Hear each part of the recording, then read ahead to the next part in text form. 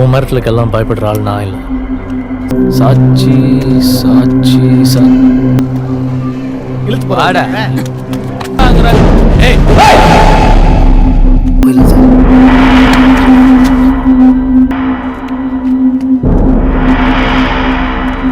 Halo sahabat, Assalamualaikum. Apa kabar? Semoga selalu sehat dan senantiasa bahagia. Bahagia lahirnya, bahagia batinnya. Amin. Terima kasih sahabat sudah subscribe dan selalu setia menyimak video-video SLNT TV tanpa skip. Semoga Tuhan yang Maha Kaya selalu memberikan rezeki yang berlimpah ruah dan juga berkah untuk sahabat semua. SLNT TV kembali hadir menemani waktu bersantai sahabat dengan alur cerita film pilihan. Kali ini SLNT TV akan bercerita tentang sebuah film yang berjudul Mari.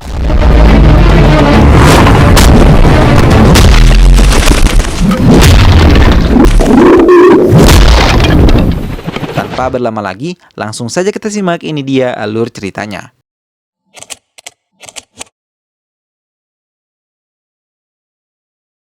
Di kantor polisi, dua orang petugas polisi terlihat saling berbicara mengenai turnamen burung merpati yang ada di desanya yang dipimpin oleh seorang pemuda bernama Mari.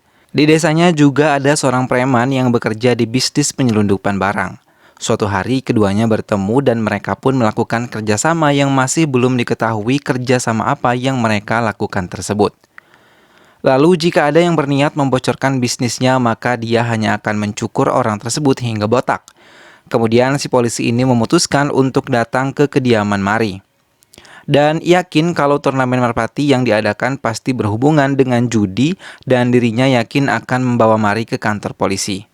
Singkatnya mereka pun tiba di sana. Kemudian Mari pun mendatangi polisi itu. Di sana si polisi menuduh kalau Mari melakukan bisnis ilegal. Namun Mari mengelak dan mengatakan kalau mereka hanya melakukan hobinya, yaitu menerbangkan merpati. Pada saat itu juga Mari meminta kepada polisi itu untuk pergi dari rumahnya. Namun si polisi menolaknya dan Mari pun langsung membentaknya dengan nada yang tinggi. Seketika sauna di sana menjadi sunyi dan polisi itu pun memutuskan untuk pulang. Keesokan harinya adiknya Mari meminta kepada dia untuk membelikannya tas baru. Namun Mari mengatakan kalau saat ini dia belum memiliki uang dan untuk sementara waktu dia harus menggunakan tas yang lama terlebih dahulu sampai dia mendapatkan uang. Adiknya pun menuruti perintah dari kakaknya, walaupun ibunya kesal dengan Mari yang terus-terusan memberi makan burung-burung merpatinya. Di saat itu ada anak buah Mari yang memberitahukan kalau di Blok A ada satu keluarga yang baru saja pindah rumah. Namun keluarga itu tidak izin terlebih dahulu kepada Mari. Mari pun segera berangkat ke sana. Sesampainya di sana, Mari malah terpesona dengan seorang gadis yang baru saja pindah dengan keluarganya. Kemudian si gadis ini menjelaskan kalau mereka ingin membuat sebuah butik. Mari lantas marah dan dia meminta sejumlah uang sebagai biaya sewa. Keluarga itu pun menolak dan Mari pun menghancurkan sebuah barang di sana yang membuat ayah dari gadis tersebut memberikan sejumlah uang kepada mereka dan Mari pun pergi. Siang harinya anak buah Mari melihat kalau ada orang yang mampir ke butik itu dan saat itu juga mereka pun menghajar setiap orang yang mampir. Sampai-sampai gadis si pemilik butik ini menjadi kebingungan karena dia mendengar suara orang yang memencet bel pintu, tapi saat dirinya keluar, dia hanya menemukan sepeda dan motor yang tergeletak tanpa ada pemiliknya. Scene kemudian berpindah. Di sebuah panggung terlihat kalau di sana Mari mendapatkan hadiah karena dirinya memenangkan turnamen merpati. Namun lawan mereka yang mendapatkan juara kedua pun menjadi iri karena Mari selalu saja menang di setiap turnamen dan orang itu bernama Revan. Lalu ketika acara telah usai, Raffi meminta izin kepada Mari untuk menyelenggarakan turnamen atas nama Mari. Karena dirinya sangat terpukau dengan burung merpati milik Mari dan dia juga ingin turnamen itu diikuti oleh banyak orang.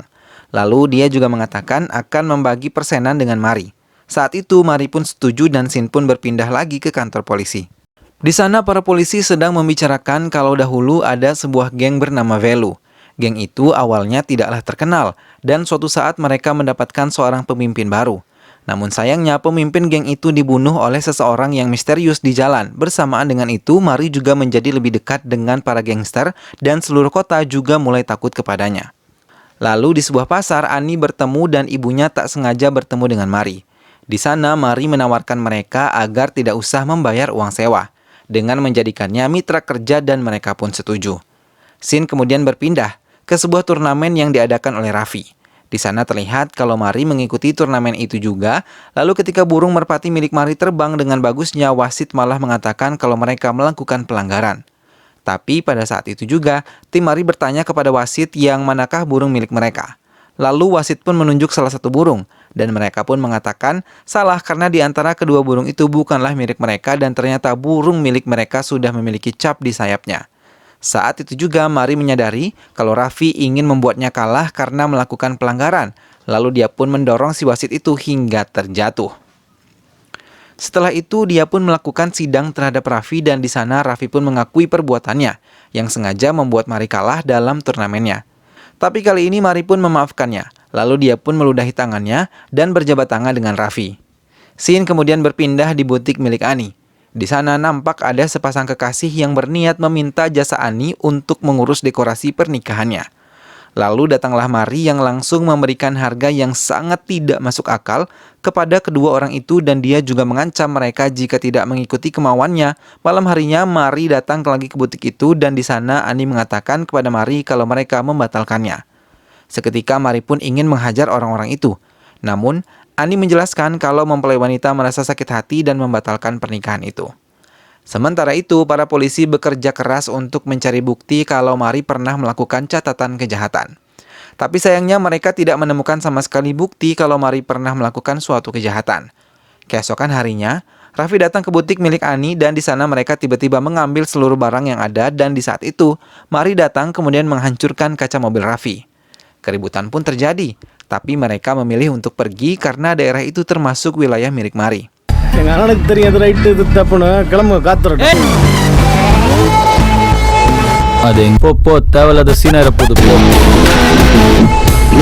Ani kemudian mendatangi Mari untuk mengucapkan terima kasih kepadanya. Setelah itu hubungan keduanya pun kini semakin dekat. Keesokan harinya Mari pun datang lagi ke butiknya Ani. Lalu di sana mereka berdua pun berbicara empat mata. Kemudian Mari mengatakan kepada Ani kalau dia mencintainya. Ani pun menjadi bingung dan menganggap dia belum mengenal lebih dekat tentang Mari. Tapi Mari bersikap masa bodoh dan pergi setelah lega mengungkapkan perasaannya. Malam harinya, Mari mabuk bersama temannya lalu di sana dia menceritakan kalau Ani menolak perasaannya. Kemudian di saat itu Ani datang dan menjelaskan kalau dia tidak menolak Mari, melainkan dia hanya kurang tahu tentang Mari mengapa semua orang takut kepadanya. Mari pun menceritakan kalau dirinya saat itu pernah membunuh seorang ketua geng Velu yang bernama Pandi dan mungkin karena itulah saat ini para warga takut terhadap dirinya. Keesokan harinya, polisi Arjun datang menangkap Mari karena dia dituduh telah melakukan pembunuhan terhadap Pandi. Si polisi juga menjelaskan kalau Anilah yang melaporkan rekaman itu dan sebelumnya dia juga sudah bekerja sama dengan Arjun untuk mencari kesalahan dari Mari. Akhirnya Mari pun dibawa ke kantor polisi tanpa perlawanan. Sebelum pergi, dia memuji Ani karena akting yang dia lakukan sangatlah bagus.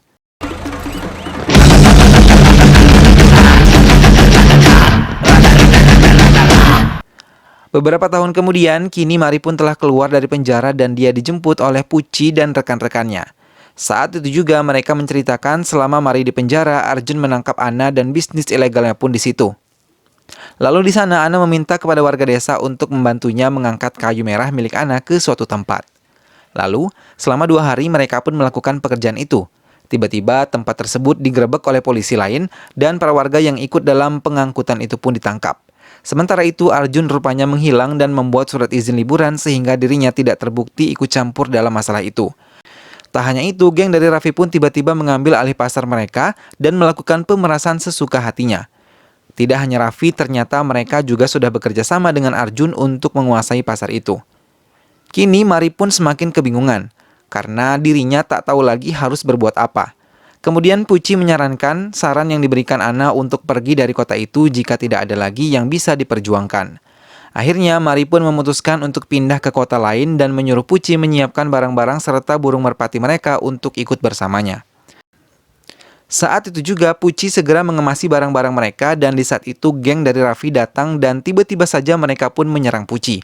Saat itu juga Mari melemparkan sebatang rokok dan berjalan menuju temannya yang sedang dipukuli itu. Di sana Mari berusaha menghindari keributan dengan membawa Puci pergi tanpa menghiraukan gangster tersebut. Namun salah satu dari orang itu malah membuat Mari marah dan pria itu pun dipukul tepat di wajah hingga terjatuh.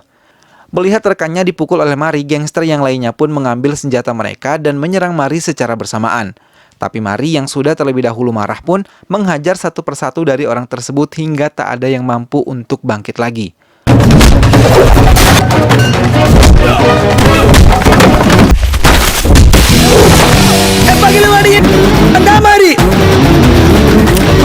Kemudian, Mari memberitahu gangster itu untuk melaporkannya ke polisi Arjun dan mengatakan kalau Mari sudah tidak bisa dikendalikan lagi. Siang harinya, beberapa warga bersedia membantu Mari untuk melawan polisi itu. Tapi, Mari menolaknya dan menyuruh mereka untuk pergi.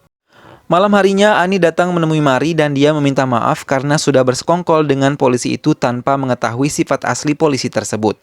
Namun saat ini Mari tak sedang ingin mendengar suara Ani dan menyuruhnya untuk pergi. Kemudian Ani pun dibawa pergi oleh temannya Mari. Di sana mereka pun menceritakan apa yang selama ini Mari alami dan dia belajar dari Mari kalau mereka lebih bisa mempercayai merpati ketimbang manusia. எது காட்டணும் இவனுக்கு காட்டாங்களா இந்த புறா மட்டும்தான் இந்த புறா தான் உனக்கு சோறு போட்டுச்சு இதான் வாழ்க்கையில கஷ்டம் என்ன தெரியுமா உனக்கு ஒருவேளை சாப்பாடு கஷ்டப்பட்டிருக்கியா. Mendengar hal itu, hati Ani benar-benar hancur karena dirinya merasa bersalah telah menjebak Mari saat itu.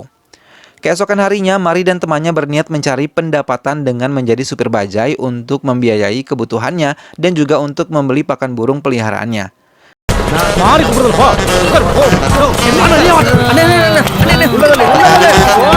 Siang harinya, Mari melihat kalau Ani sedang memberi makan merpatinya. Kemudian, Ani yang melihat kedatangan Mari pun segera menghampirinya. Dan dia menyesali perbuatannya saat itu. Lalu kini Mari pun memaafkannya karena menurutnya hal itu telah terjadi dan dia meminta agar Ani dapat menjadi mitra kerjanya lagi. Ani pun senang mendengarnya dan dia pun setuju.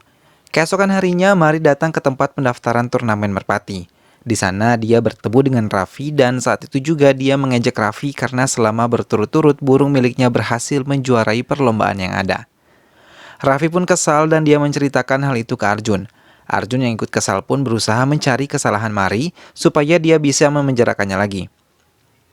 Namun Raffi memberitahu kalau Arjun hanya menjadi seorang supir dan tak melakukan tindak kriminal atau pemerasan. Akhirnya dia pun memutuskan untuk mendatangi Mari di pasar. Dan di sana Arjun pun bertemu dengan Mari yang pada saat itu juga Arjun langsung menghajar Mari. Namun Mari tidak melakukan perlawanan sama sekali karena Arjun adalah seorang polisi. Kemudian Mari bangkit dan pergi dari tempat itu. Sebelum dia pergi, ia mengatakan kalau seekor nyamuk bukanlah seorang pahlawan jika korban yang dia gigit dalam keadaan tidur. Keesokan harinya, Mari dan para pedagang nampak sedang berbincang-bincang. Lalu datanglah anak buah Raffi yang berniat mengambil uang keamanan di daerah itu. Namun di saat itu para warga termasuk Ani malah memberikan uangnya kepada Mari di depan wajah mereka. Sontak orang-orang itu pun tak berani mengambilnya karena mereka sudah pernah dipukuli oleh Mari sebelumnya. Dan mereka pun memutuskan untuk pergi.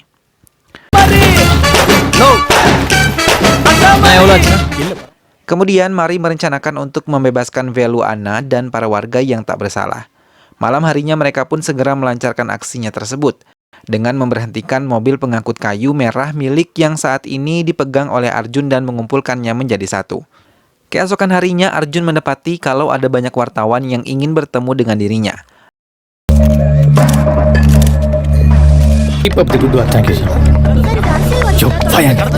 Arjun pun menjadi bingung, namun dia terkejut ketika melihat para pekerjanya berada di sana dengan barang bukti kayu merah ilegal tersebut.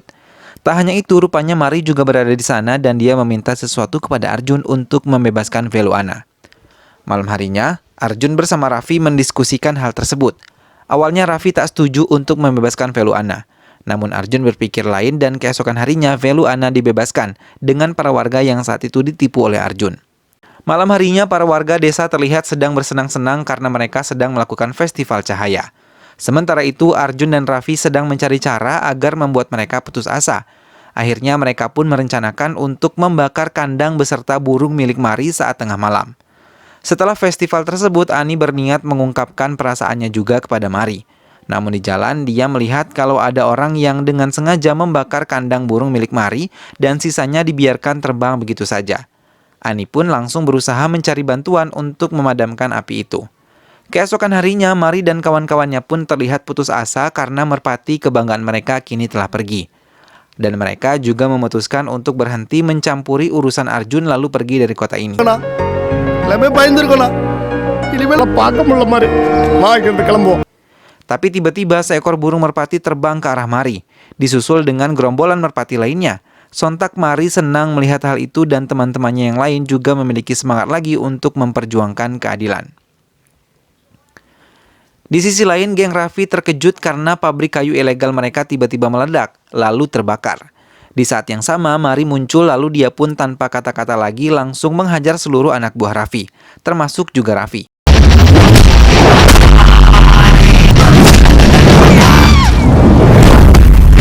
Kemudian Mari menghampiri Arjun lalu dia pun menghajarnya dengan serius. Namun Arjun berhasil kabur dan Mari pun berhadapan dengan anak buahnya Raffi.